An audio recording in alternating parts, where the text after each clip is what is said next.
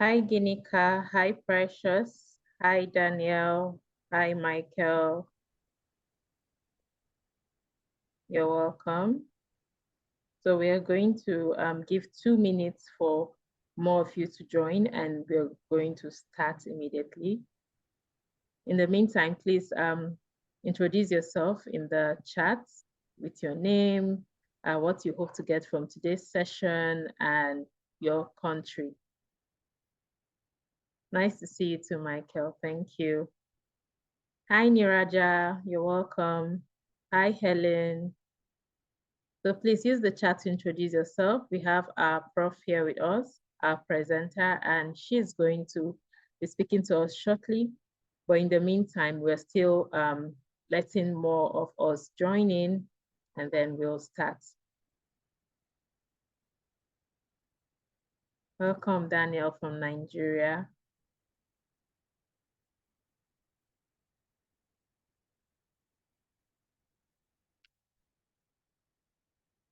You can put in the WhatsApp group to encourage your colleagues that we are live. Please join in so people know that it's going on here.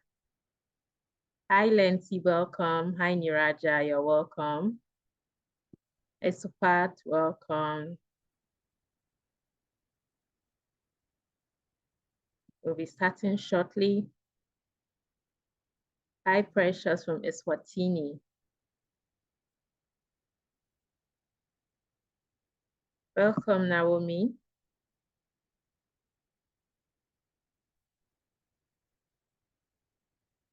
All right.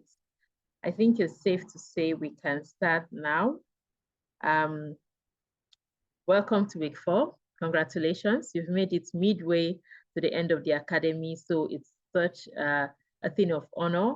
And I would say from my experience so far, this has been like the most engaging online academy ever. We've had very good participation. Kudos to you all. So let me start by introducing myself and then I'll go to our presenter. My name is Success and I've been the one in the group chat sending the reminders and the messages. I'm also the Leadership Skills and Development Coordinator here at WMI, and I'll be moderating today's session. So we have our presenter with us in the person of Prof. Elizabeth Kalunda, and it's such an honor to have Prof with us. This is going to be Prof's third time to serve as an academy presenter, and it's been really beautiful having her engage with academic participants from the past up to this moment. She was also a presenter at the Dream Big conference that was held in Kenya 2023. Prof. Elizabeth Kalunda is the chairperson of the Institute of Certified Public Accountants of Kenya, where she provides strategic leadership in shaping the future of the accounting profession. A certified public accountant of Kenya, she also brings extensive experience in accounting, financial management, and governance.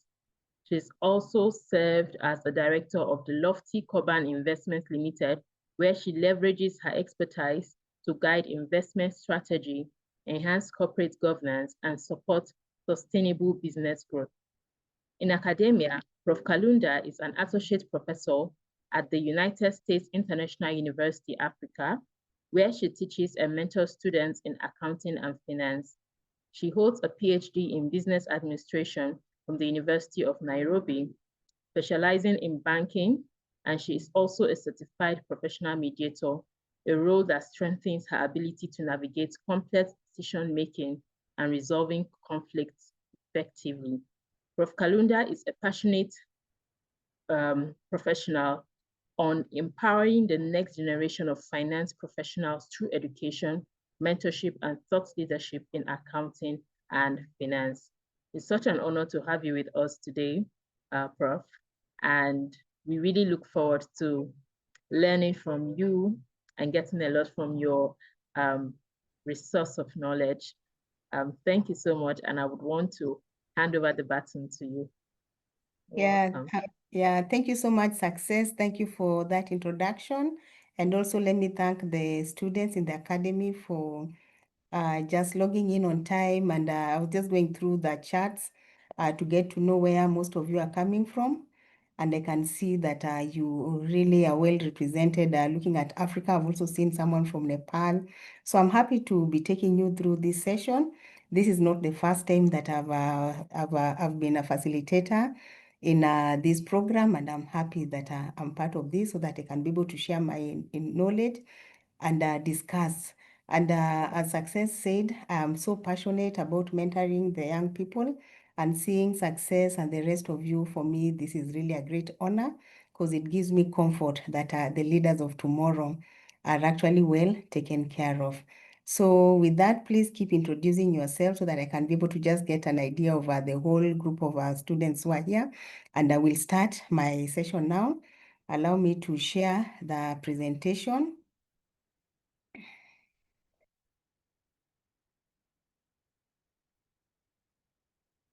Yes, so let me know when the presentation is up. Success is my presentation.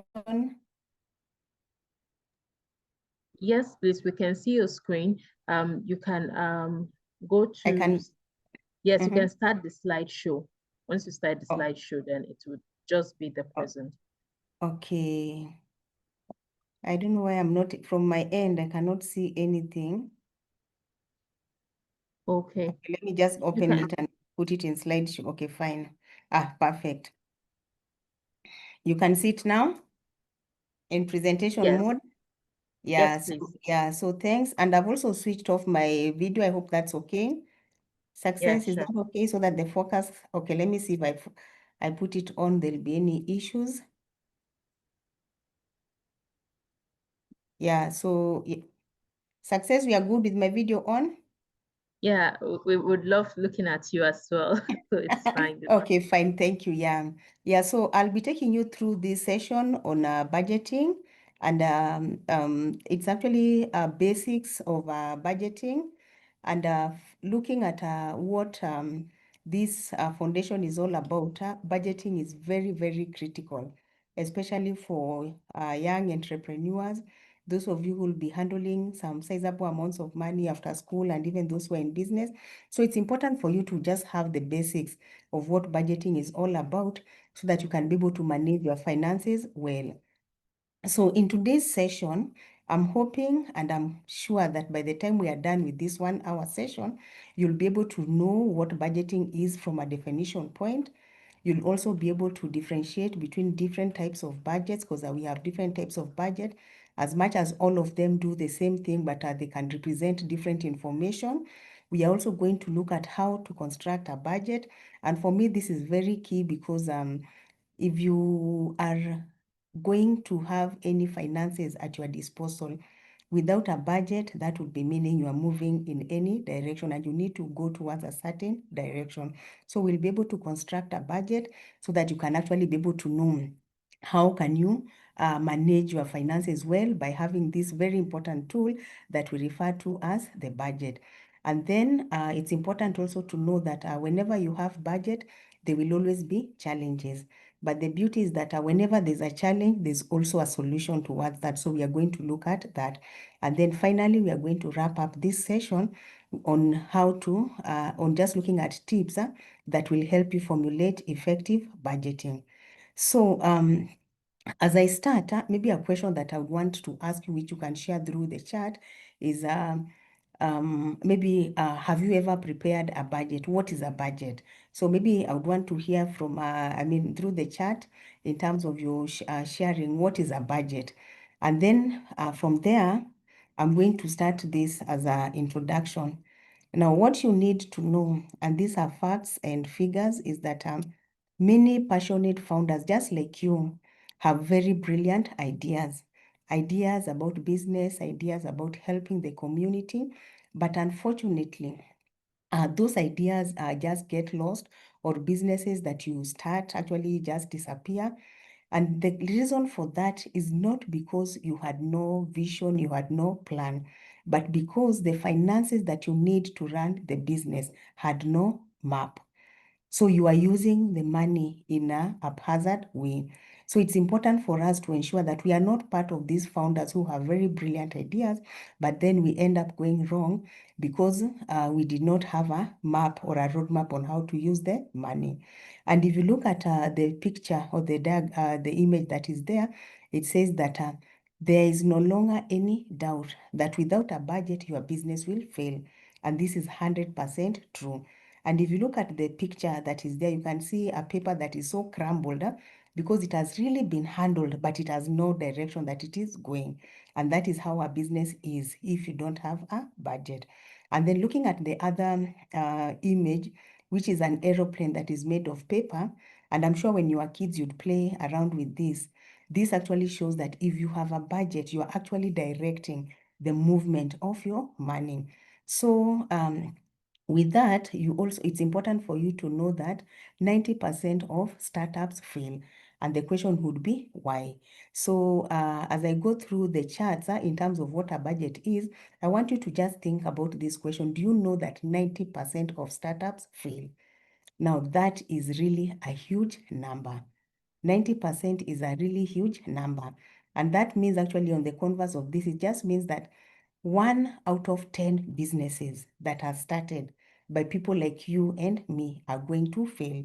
You can see that proportion is very high. And most of these failures are because of financial issues. So it is important that you really understand what a budget is all about. Now, going through the chart, okay, I've seen Charles who has said a budget is a kind of forecast plan of expenditures. Good, that is that's a definition of budget, and this is maybe a cash budget because this one shows maybe, and especially somebody who is young, you just get cash, and then the rest of the items are expenses. I can see Naraja saying that in our opinion, budgeting is the process, and I agree, budgeting is a process. And there's a difference between a budget and budgeting. So budgeting is a process of assessing financial needs of an organization and allocating the funds to accomplish it. Again, I can see Alfred is saying a budget is an anticipated calculation plan. So I can see most of you have an idea of what a budget is. So let me go back to my projection. Sorry, in fact, when I move to the charts, I'm not able to. Good. So let me hide the charts there. Yeah, so I'm happy that all of you have an idea of what a budget is, and it is important that in this session, we are going to just have more insight about what a budget is. And I wanted for you to be able to understand very well what a budget is. I took the approach of just telling you without a budget, these are the consequences that you'll be suffering, because you don't have a budget. And you can read there, we are saying without a budget, every shilling becomes a reaction and not a strategy. And remember, for any business to be successful, you have to be strategic. And a strategy is long-term in nature. Now, a reaction just solves a current problem. So without a budget, whether it is in your personal life or in a business, in a startup, you'll know that every coin that comes to along your way, it will be a reaction. And if anything is a reaction, you make decisions out of impulse. That is not what should be the case. Again, we are saying that without a budget, opportunities will slip through your fingers because there's no plan to seize them. Why is that the case? You see, when you have a budget, you'll not be waiting for opportunities to come along your way, and then now you start thinking of how you are going to exploit them. With a budget, what will happen is that you'll be waiting for these opportunities. So you can see as a business and even as an individual, if you have no budget, good things, good opportunities will be coming, but all the time you'll be saying, oh, I wish it was here last month because I had some money. And if you are asked, how did you spend the money? You'll actually not even have a good accountability of the funds that you are talking about. So make sure you have a budget so that every shilling you have becomes a strategy. Every opportunity that comes along your way, you'll be able to seize it. And then again, without a budget, cash flow surprises become the norm. And trust from donors, investors, or partners begin to fade. So you can imagine as a business, and you'll come across some funds. And even for you, I'm assuming you'll be able to get a grant, or you can write a proposals and get the grants. But unfortunately, any cash that flows in will always be a surprise, even flowing out, because you had not planned for the expenses. So you can see from what I've just given you, the picture that I've painted is that without a budget, definitely you are doomed to fail at personal level and also at business level. And I want you to just put your sentiments in the chat in terms of, do you agree with what I have said? And I believe you'll all say yes. So I want you to write more. What would happen to your business again if you don't have a budget? I've only given you 3 key items, but thinking through it, what would happen if you don't have a budget? So let me see the points or the ideas coming too, so that I can be able to be sure that we are following. And for me, this introduction is a very important bit, so that if we are not together at this point, then we'll be very lost as we proceed. So let me see 2 or 3 comments of what would happen if you don't have a budget at a personal level and also at a business level. So can the comments be coming?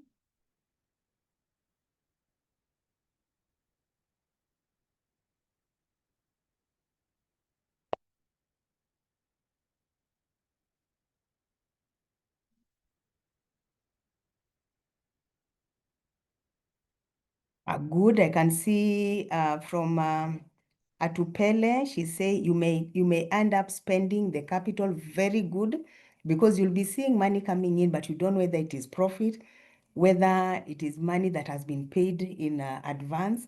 You'll just be spending it. So you need a budget so that it can give you that strategy, that plan. So thank you for that.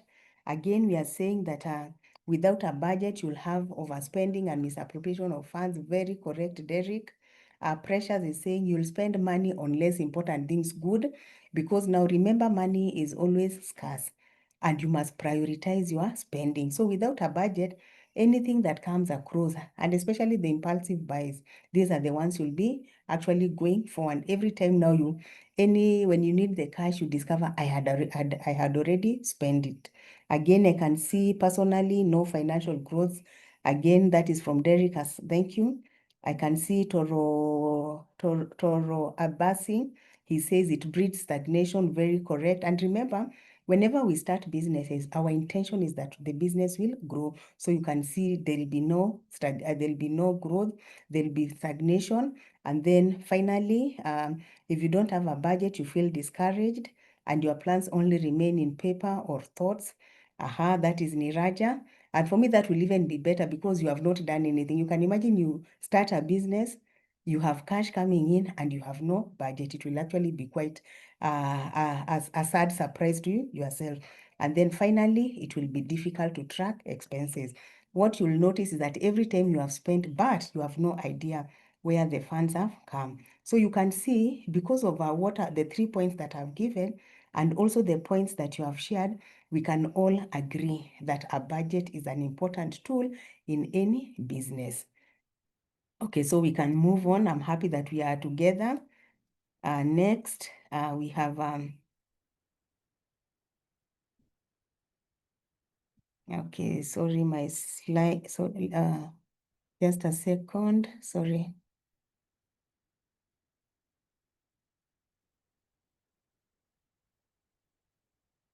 Let me go to my presentation. Okay, fine. Sorry for that. It had stuck. Good. So now we can proceed. So what are we looking at here now? We've come now to the definition, and I'm happy that one of you was able to see there's a difference between budgeting and a budget. So the budget is a plan. A budget is a financial plan. Budgeting is the process of creating that financial plan. And when we are preparing a budget, we are actually at the present making plans for funds that we are going to receive in future, either because of a sale or because of a grant. And then we are also planning for expenses that we are anticipating to spend. So actually, it is a plan on how resources are going to be spent. So from there, it is important to note that a budget is a very, very important tool for managing finances and ensuring long-term success. And I'm happy because looking at the charts that you had shared, one of you had mentioned that if you don't have a budget, there'll be no growth.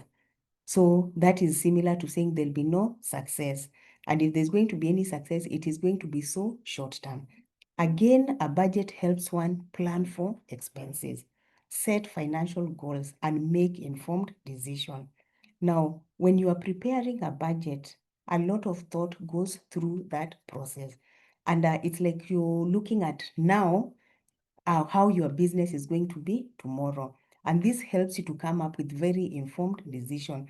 Like you'll be able to make decisions like, can I invest any extra money that I'll be getting?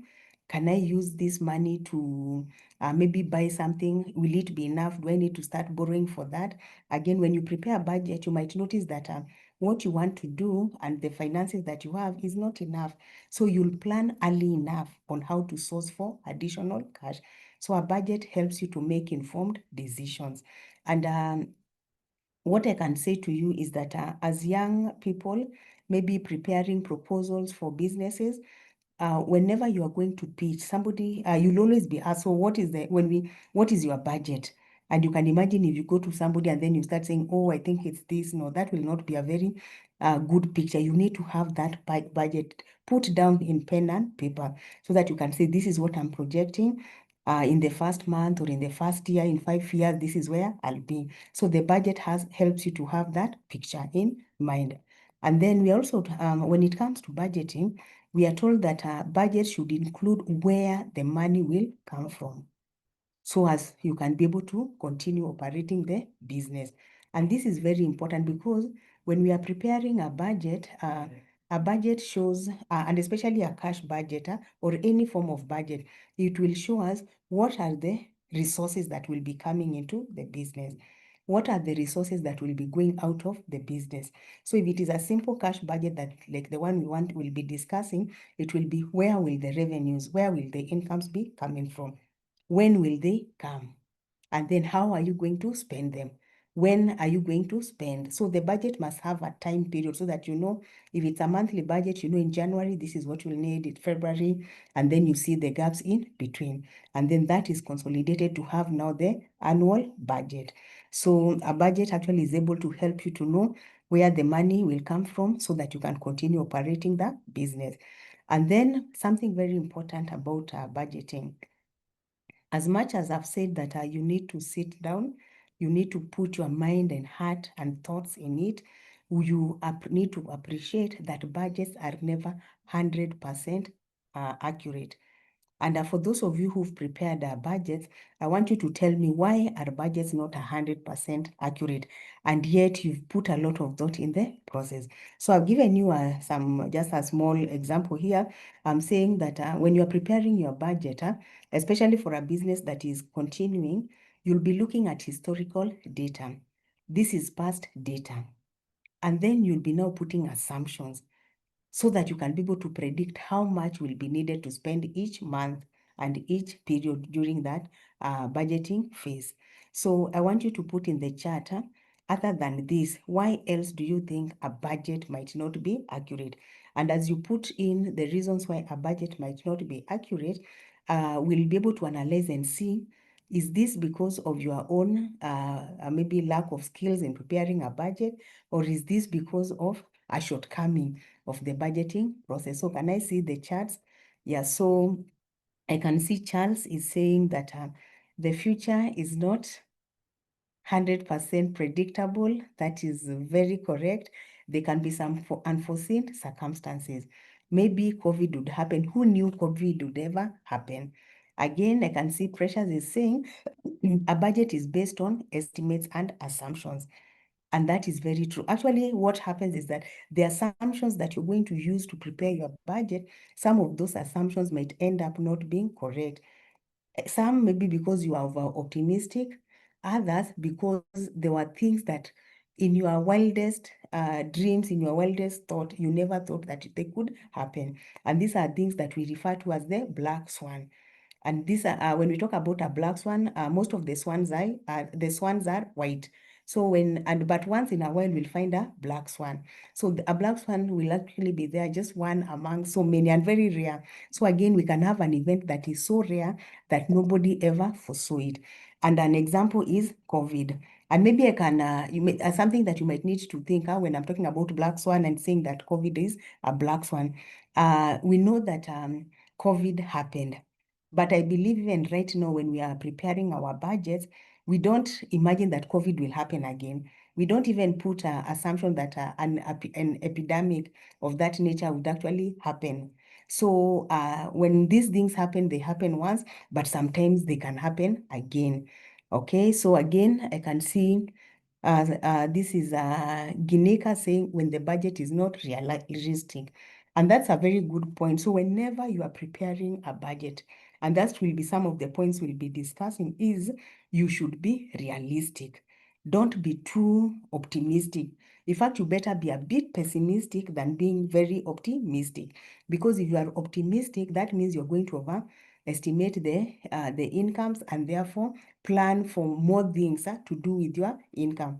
And these incomes have been projected in a very pessimistic way and you're not going to get it. So you might find that you spend so much and yet whatever you are expecting to come in as a form of raising revenue will not actually happen. So it is important that you may be realistic.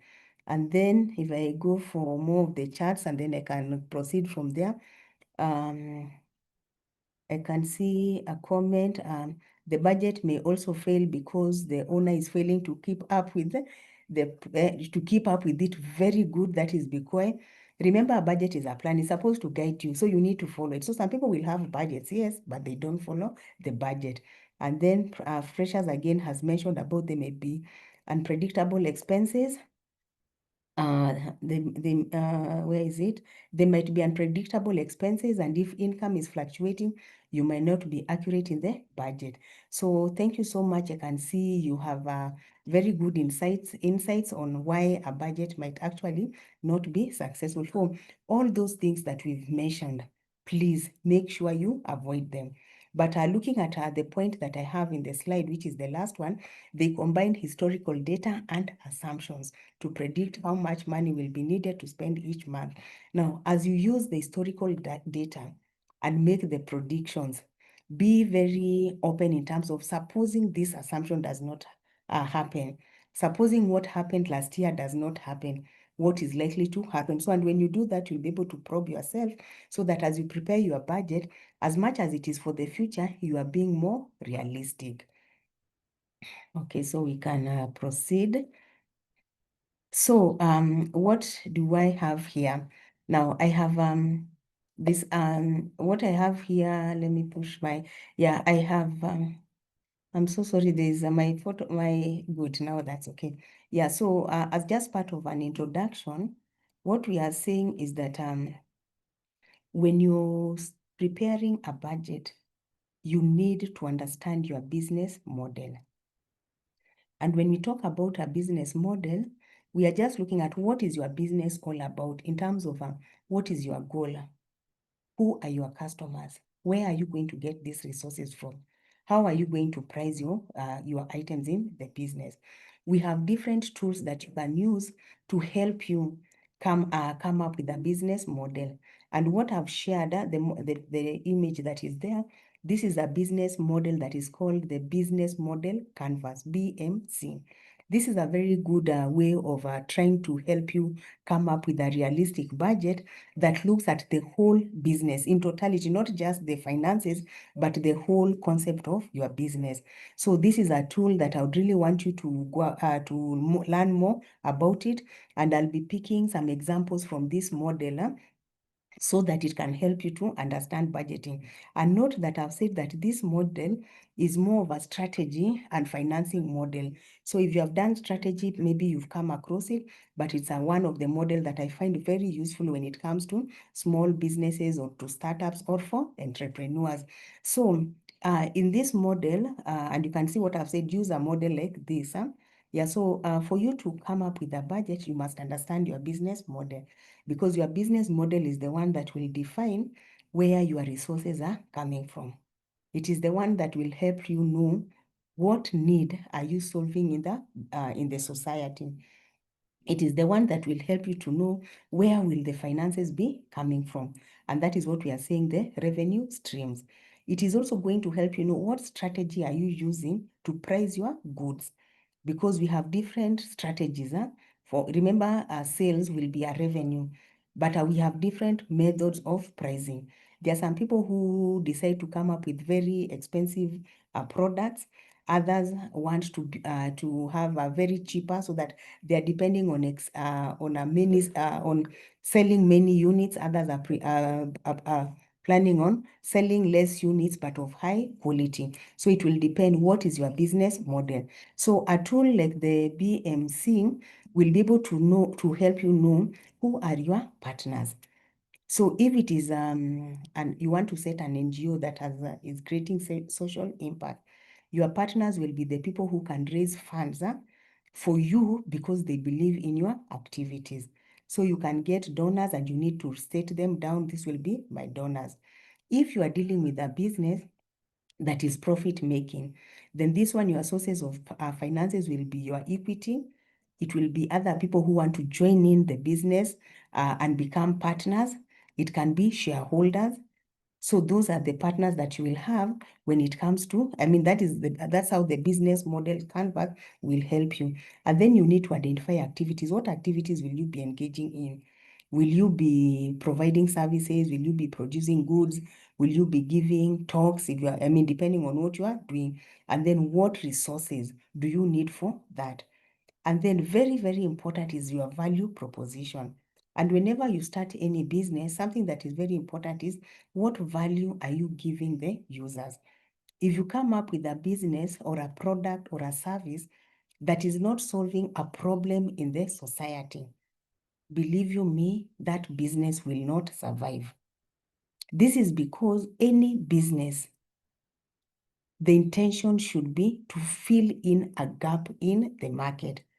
You should be using design thinking so that you look at what are the pain points that the consumers have and then come up with a solution to help you that. And once you define your value proposition well, you'll actually be able to know several things like what is the best product for this.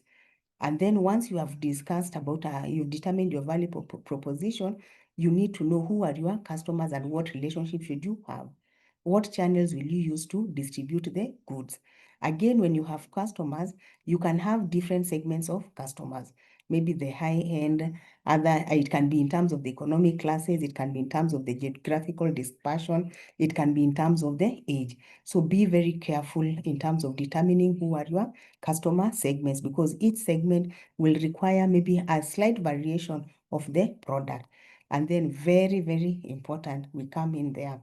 If you look at the lower levels, there we have the cost and the revenues, and that's where budgeting comes in. So when it comes to budgeting, as I've said, understand your business model. And as I've said, which I really want to repeat so that you can get it well, use a tool like the business model canvas that gives you the picture of the whole business.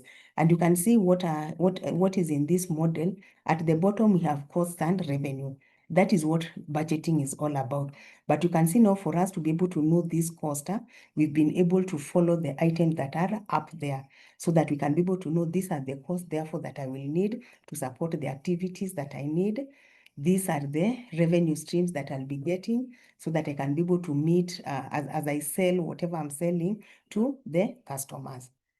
So let me pause there for a second and ask, has any one of you heard about this model or this tool that we call the business model canvas? You can just write in the chat yes or no, or you can raise up your hand. Let me go to the chats. Any one of you who's you've come across this model? So I can see Bikoy is saying first time. Somebody had said no. Patrick, no. Okay, good. So I'll be using it, but not all the time, but I'll be borrowing a lot from it. Niraj, I'm happy you've heard about it. You can tell us more about it, where you heard it from.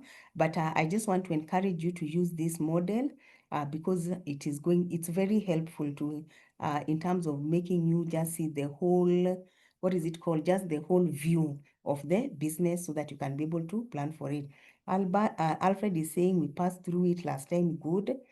Thanks. Yeah. So at least it's good that you've heard about it. Those of you who've not heard about it, read more about it.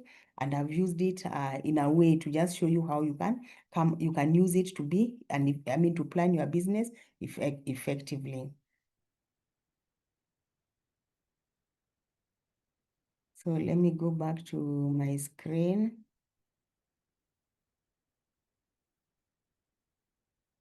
Sorry, because of those interruptions on my screen, I don't know why anytime I go there.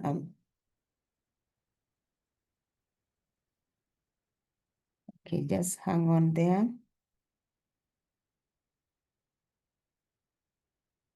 Is the screen moving on your end?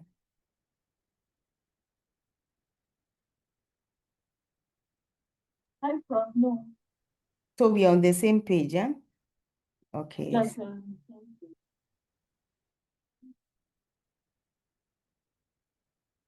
Okay. Sorry for that.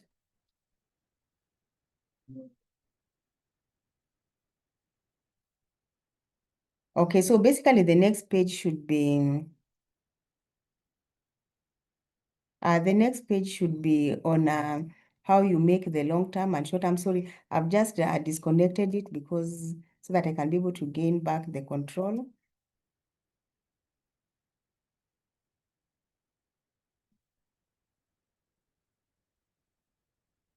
Oh goodness, so what's happening? So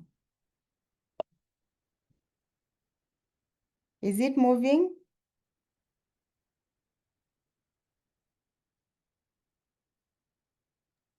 Not yet. Let me. Okay, so sorry for that. Let me just stop sharing.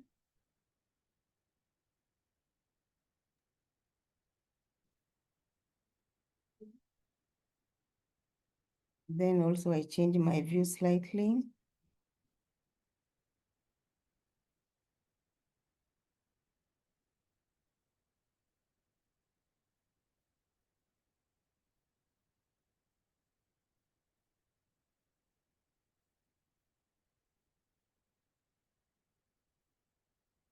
Okay. Now it has moved, huh? Class? Yes. What are you seeing now? Determining Thank you. Yeah, short-term and yeah. long-term. Yeah, so thank you and sorry for that interruption. So I think anytime when I go to the chat full mode, I'm not able to get back straight on, but apologies for that. Yeah, so we are still in the introduction in terms of how you come up with a budget. We've looked at the BCM model, and then now I want us to just like break it down to see how you can come up with an effective budget. Now, whenever you are coming up with a budget, remember your business is expected to run for a number of years. So you need to come up with short-term as well as long-term financial objectives. So these are your goals. In the short term, what are the goals? In the long run, which will be my financial objectives? And again, since we've learned about how to come up with goals, remember that the goals must be SMART, meaning they should be specific so that you are very clear on what you want. They should not be vague. They should also be achievable. They should be relevant and they should be time bound yeah, so that they fit in to the SMART. So in terms of short term, you should be able to say, if you're operating a for-profit business, you should say, I should be able to achieve profitability within the first year. So that one you are very clear. The first year you should have profitability. And then in the long run, since you want your business to grow, you can say you want to expand the customer base and increase revenue by 20% annually. So you can see that is the long term. And it is measurable. It is able to measure what we are saying. Now, if you are a non-profit making organization or a firm, you can say Your short-term goal is to achieve funding sustainability by securing 75% of the first year's operation budget through grants and committed individual donation. So you can see it is very smart. All the variables and the smarts have been met by that. And then now on the long term, you'll say, I want to maximize community impact by expanding the number of successfully trained participants by 20% annually while maintaining a cost per benefit below $10. So you can see these are very smart short-term and long-term financial goals. So now that we have some idea of our budgeting, we have an idea, we have to look long and short. Let us look at importance of budgeting. And this one I'll just take us through first, because when we were looking at what are the dangers of not having a budget, actually we were looking at the opposite of this. So one, the budget gives us direction. Secondly, budget gives us discipline. It helps us to achieve our goals. Again, when you have a budget, you'll be able to prepare for emergencies. And this is because whenever you prepare a budget, you should have like a 10% contingency, meaning that all the items you've accounted for, just put 10% to cater for any unforeseen outcomes. Again, budgets promote accountability. When you have a budget, you'll be comparing, what did I do? What had I planned to do? And even before you spend, you'll say, is this in my budget? Again, it maximizes resources. When you have a budget, because you put it down when you are planning before you had the resources, it will ensure that every single coin or dollar that passes through the business will be used effectively. Next, you are able to make informed decisions. We had talked about that.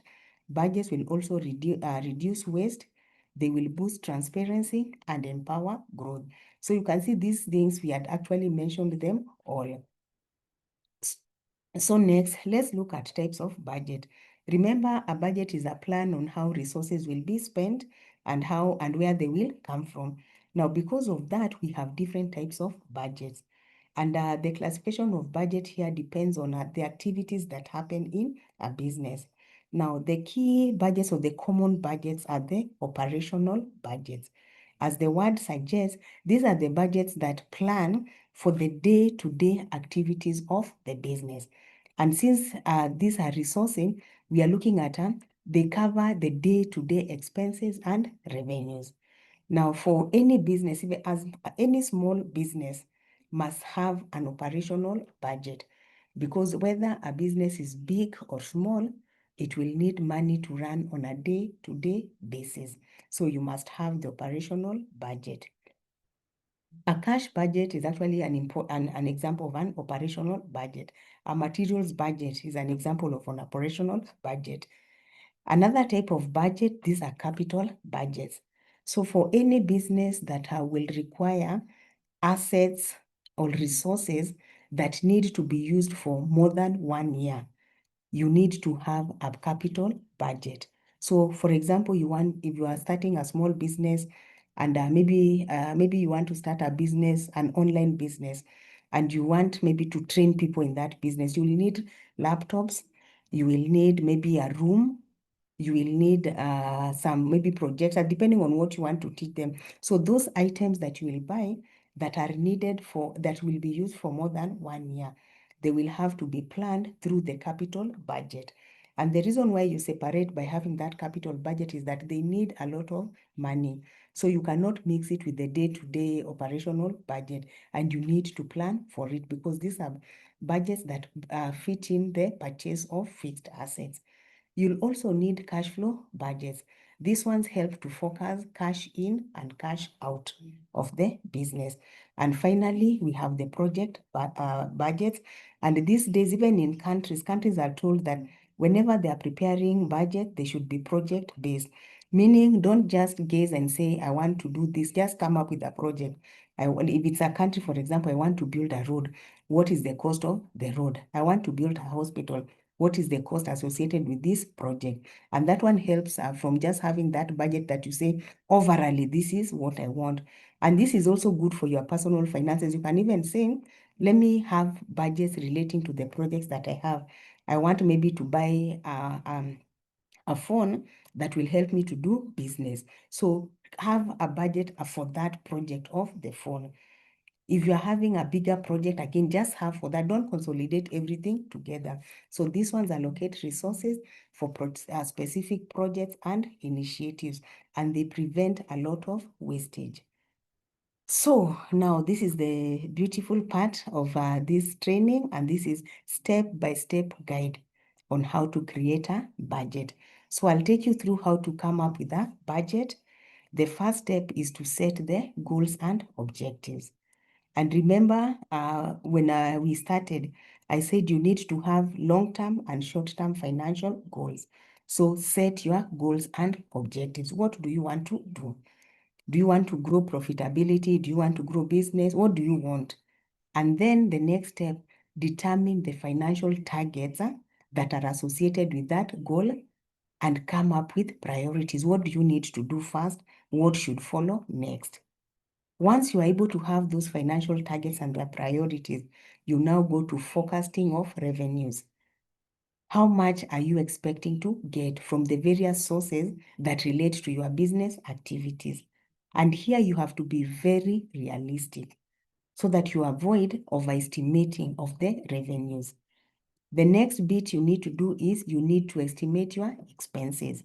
Here you must identify and quantify expenses that you will incur so that you can raise the revenues that you are anticipating.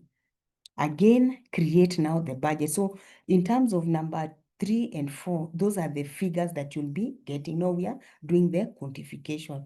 And then after that, just come up with the budget where you'll have all the revenues together, all the costs together.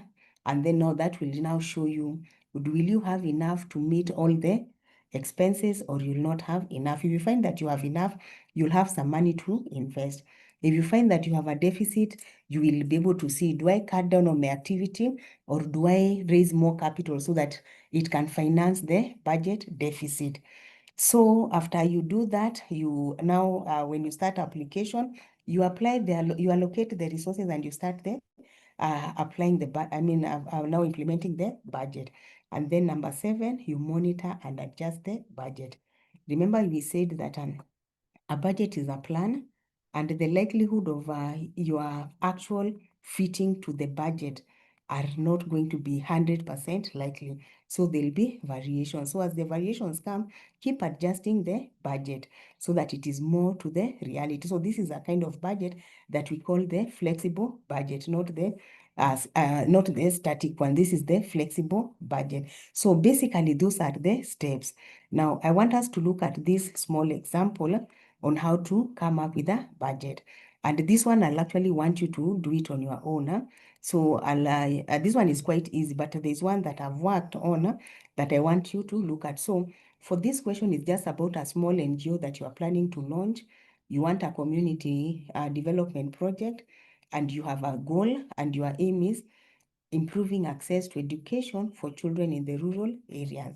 And you want them to be able to access education and for this, you are going to build a new school, you are going to provide educational material, and you're going to hire teachers. So you can see this is quite an ambitious project. It has capital items, it has maybe operational items. And then you've gone through the process, you've done your estimation of cost. You've also done an estimation of the various funding sources.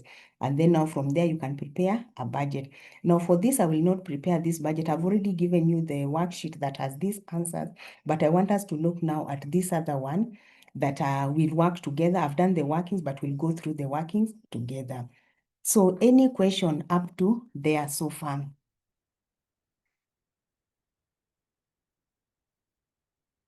Okay, somebody had said come on step 2. Wow. Sorry. Now that one, I'll still come through that. Let me see which one was that. But I'm sure as I continue here, I'll be able to come through it. Yeah, so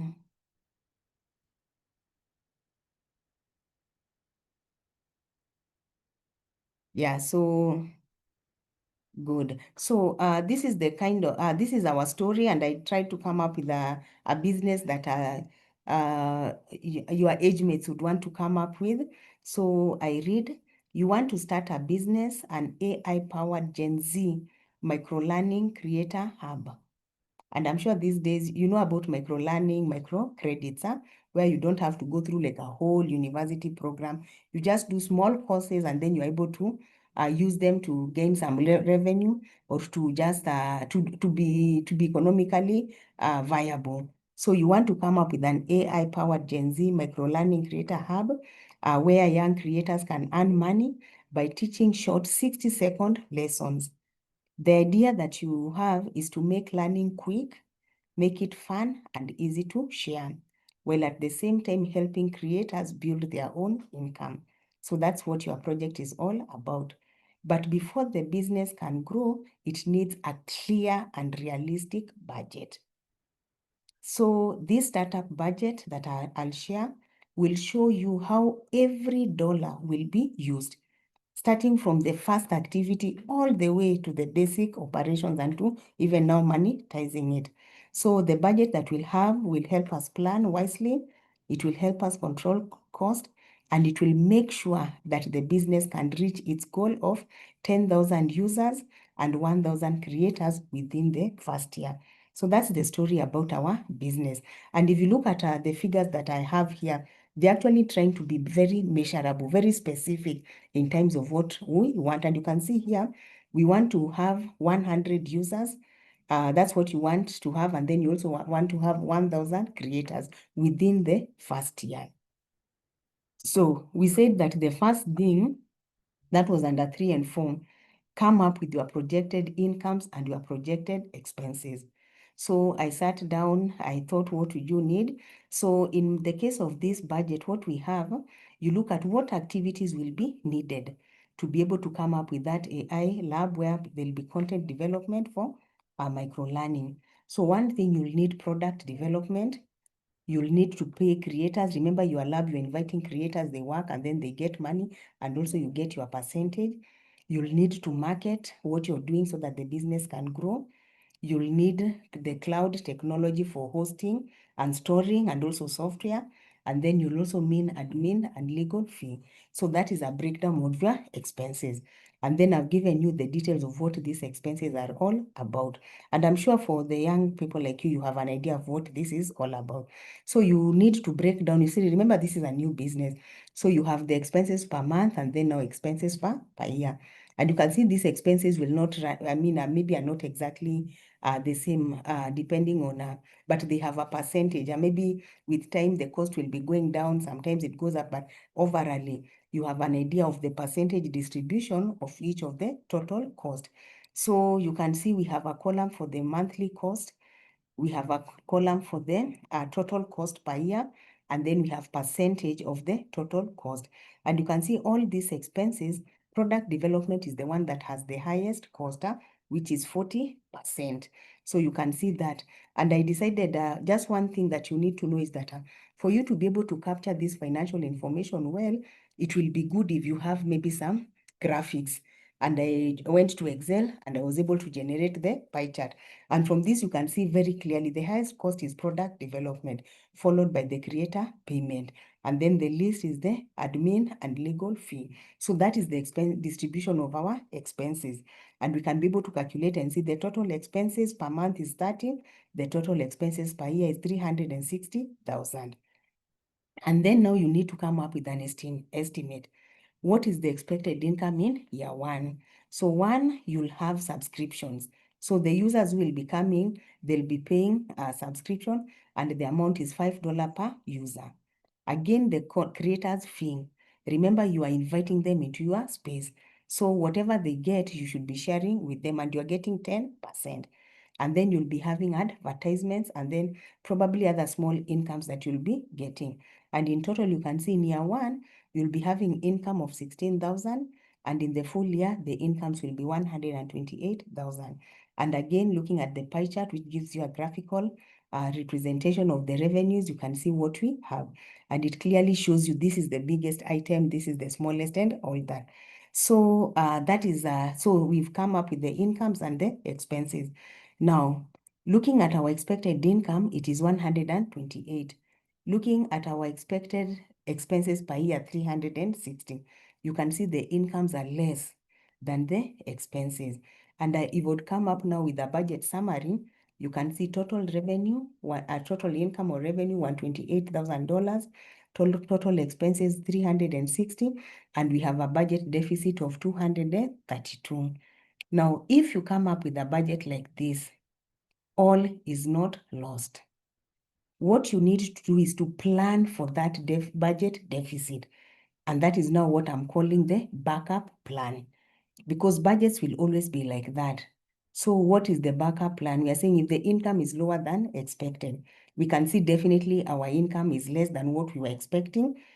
But now we can plan now because we've seen, we know we are not going to wait until the year is over and then we discover we have less income. We have been able to see now before we start the business. So we are told to apply for startup grants. Again, we can decide out of these activities, let us delay some of the activities. What activities can we delay and still the business will continue? And then another option, use free cloud credits and open source tools instead of the paid software. So you can see we are planning now. We are not just building a business on hope, but we are planning for the business. And then again, supposing expenses increase. If expenses increase, you can reduce the creator stipends amount for 1 quarter. So you can tell them the business is not as good as we are hoping, so can we renegotiate this stipend? And you can see the beauty is the business has not yet started. You are just trying to foresee. And in case it happens, you already have a plan. And then move to fully remote operations. You can see you had admin cost which come at an expense. So you can say instead of having the administrator and other costs, let me just move to a remote operation. Again, you can negotiate discounts or partnership with technology service providers. So you can see from that illustration that I've given you, you have a business in mind, you know where the funds will come, you know the various activities, you know the cost associated with each activity, and now you have a backup plan of what you need to do. And for us, our business, especially the deficit of 232, you can actually say, I need now to raise more funds because I know just from the word go, whatever revenue I have will not be enough. But again, remember for this business, they were saying at sometimes they are hoping to get more content creators. So the more content creators they get, and they have already the fixed cost, which will not change, then the more likely they are going to go now to the break even and then the profit reason. So with that example, because I can see time is almost hitting on me, the alarm is almost ringing. The next thing is what are the budgeting challenges? And I'm sure we also discussed this, and I've also been mentioning it when we are looking at the backup plans. One, we can always have uncertainty or unforeseen circumstances. There's always a chance of having limited resources. Like in our example, we've seen that our resources are not adequate. We are saying, can we get maybe funds? Can we get grants? We are not certain that we'll get it. Again, another very important problem that arises is lack of financial knowledge. And I'm happy because now the WMI Academy is able to ensure that you have some knowledge on finances. Again, another problem of your own would be overspending. Please stick to your budget. Again, another problem is underestimating cost. If you underestimate cost, it means when you now go to the market to buy whatever it is or to pay, you find that the costs are higher than what you had. So what do you do? So try to be as realistic as possible. So what are the solutions? You need to have contingency planning, knowing that things might not happen the way you wanted. You have to prioritize expenses. You have to have training like this training you have, and then you have to regularly monitor and evaluate and adjust the budget as the business goes on. So with that, now we go to the golden rules for tracking expenses. Now, when you have a budget, when you have a startup, you must track everything every time.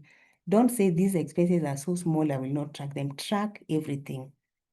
Next, use one system.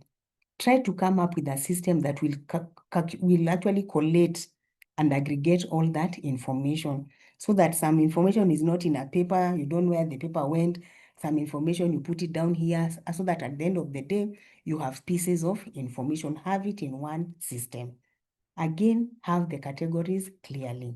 Are these fixed expenses? Are these variables? Are these money for product development? Are they for paying the content creators? Categorize your expenses. Again, a golden rule: never mix business and personal money. Again, do your reviews weekly, monthly, and adjust so that you are able to solve problems on time. Next, compare what you had budgeted versus what has actually happened. When you are before you spend, ask yourself, is this thing a need? Was this thing budgeted? And what am I going to get from it as a return? And then you need to have visual trends. Like you can see for me, I gave you a visualization of a pie chart. Now, as time goes by, you can actually be able now to create them now in bar graphs where you have the actual and budgeted. And from the graphics, you can be able to see which one is more than the other one. And it will help you to get very quick insights on what is happening in the business. So as I wrap up, whenever you are dealing with money, whenever you want to be long-term, whenever you want to be strategic, seek professional advice. If you are not an accountant, just get an accountant to help you with that information, because they will also give you information relating to tax. And this will help you not get in problems with the government. Next, be realistic. You better be conservative. You better be where you say, I don't want to overestimate too much. So when estimating expenses, you better overestimate. When you're estimating incomes, you better underestimate. Otherwise, you'll be too frustrated. And then finally, monitor and adjust. Don't wait until the end of the period. Now you say, can I compare the actual versus the budgeted? So keep monitoring and make adjustments as soon as is necessary. So with that, thank you for the presentation. Sorry for rushing you. I really needed to finish this on time. So sorry for that, but I'm hoping you'll be able to get the slides and you'll be able to use this knowledge to improve on your skills. And I can see one comment. This was from Precious. How can we easily draw a budget for a new business, a zero-based, where there's no previous information you can rely on? So this one, if you don't have previous information, look for information from other sources. So you can ask, like, I want to start a business for, like the one we were doing, the one for the Gen Z lab. You just ask, you find out how much is how much is cloud, maybe space, how much are content creators paid, how much do you pay this? So you don't have to get your information from your business, but look for it outside from people with similar businesses. And these days you are very lucky with online and with internet, you can get almost any information that you need. Others, you can even see somebody who is online and just ask, how much is this? You pretend that you are a buyer, and then from there you get the information. Yeah, so there are different ways of getting information. So now I can stop the presentation, which was giving me a lot of problems. Yeah, so screen sharing, yes. Yeah, okay, good. Yeah, so Thank you there so we are, much. success. Thank you so much, Prof. That was such a beautiful presentation, and we gleaned a lot of knowledge from it. We have a question from Alfred, and he's asking, is the budget planning for NGO or CBO initiative similar to those of profitable business? So, we have two focus areas here currently. We have the NGO and then we have the business focus. Oh, okay, thank you for that question, Alfred. Now, when you are dealing with a profit-making organization, the differences will be, one, who will be the suppliers of the funds. So the sources of where the money is coming from will be different. And again, the other difference will be, what is your interest? For an NGO, definitely you'll not be for profit, it will be for social impact. So the goal will be, what social impact are you trying to create?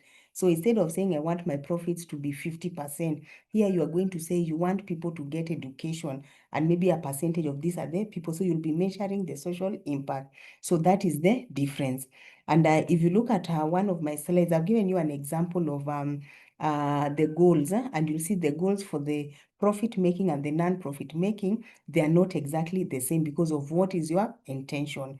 So that is where the difference is in terms of the sources of funds and also the need you need for business, for profit making. The need is to make profit. The other one is to have a social impact. Yeah, so I hope I've answered you, Alfred. Success, any other business question other than that? I can only say thank you, thank you.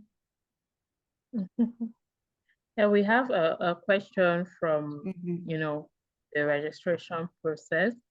And the question is to know, like, for the NGO CBO still, how would you assess the sustainability plan for that using budgeting? Because for NGO CBO, they kind of struggle with that sustainability aspect because it's not profit making.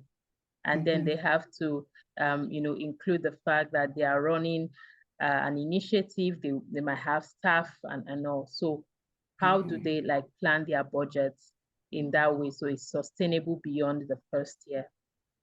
Okay, yeah. Now, for any business, whether it is a profit or non-profit making, sustainability should be a key thing.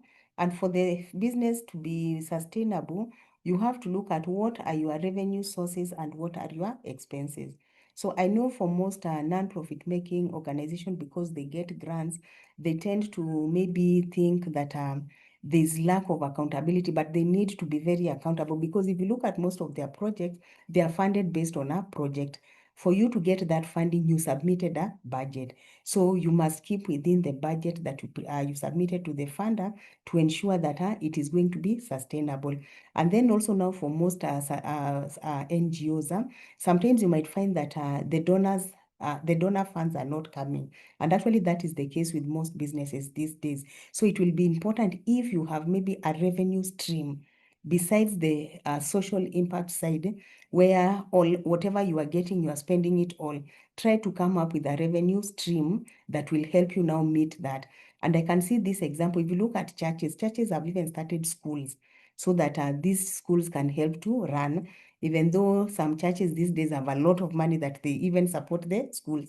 But try to come up with a revenue generating wing that will support you in the activities that you do. Try to write as many proposals as you can, and let these proposals be budget based. Be project based. Otherwise, the sustainability of NGOs actually is really becoming a threat. And even looking at when USAID left, many businesses collapsed because they had no money retained, because they actually are given to spend, not to generate revenue from it. So my just key line would be, if you're lucky to get a funder and then you have maybe a contract for 5 years, within those 5 years, know how to run the project. But the best is to try to have a revenue generating wing, which now will be taxed, but will be supporting the other sides. Yes. Thank you so much, Prof. Okay. We have a question from Ofolo. Yeah, let me read it. Yeah, Okay. I can take it up. Yeah, it reads, do we still have to have both income and expenses in budget when we don't know the income? Okay, now, Mofolo, when you're preparing a budget, even the expenses are not known. So you also have to ask yourself, what value proposition are you giving? What product are you giving? And from there now you'll be able to have an idea of, can it sell or will it not sell? So you must have an estimate, because you cannot just be spending for the sake of spending. You must try to match the expenses with the revenue. So if I'm spending to do X, what should I generate from the X? But you see now for NGOs, we are saying you are spending, but your interest is the social, maybe the social impact. What are you getting out of it? I'm having these expenses, but at the end of the day, the kids will go to school. For you, education, that is the total gain that you needed, which will have multiply effect in future. So for Pondo, what we are saying is that everything will be estimated.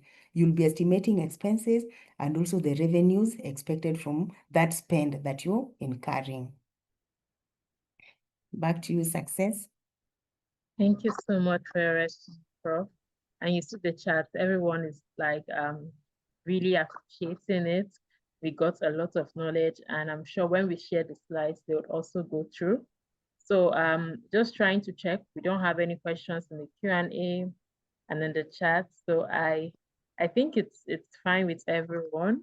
And please just know that if you want to reach Prof. Elizabeth, you can still reach her via email. She's very friendly, like you've noticed already, and you can always ask her your questions. Thank you. I don't know if you have any last words for the participants, ma'am. Yes, yeah. So my parting shot is that budgeting is not hard. Budgeting these days with various tools and applications that are out there is very simple. But remember, it's a matter of garbage in, garbage out. So think through the process of estimating the revenues, estimating the expenses, and have a goal, because those goals are the ones that will help you to come up with those and be as realistic as possible, so that you are able to have a good map. It's like a compass that will tell you the direction. Otherwise, if you have a bad compass, it will be, right now it is telling you move west, move east, so you'll be moving very haphazardly. So have a budget that is realistic and that is implementable. So I wish you all the very best in your sessions in the academy. I wish you all the best when you start up your businesses. And as Success has said, I'm always available. As I share the final slides, I'll put my email so that whenever you need me, you'll be able to reach out to me. Thank you. Thank you so much, Prof. And an interesting news for all the participants is that the registration for the pitch competition will be live this week. So if you're interested in submitting a pitch for the pitch events happening in the 9th week, please register when you fill the form. Okay. All right. So I think at this point we can call it a day. Thank you so much, Prof, once again. Thank you all the participants for being here. Without you, we wouldn't have this webinar. And think from Nigeria, I would say good evening and bye-bye. Bye all. Thank you and welcome. Bye.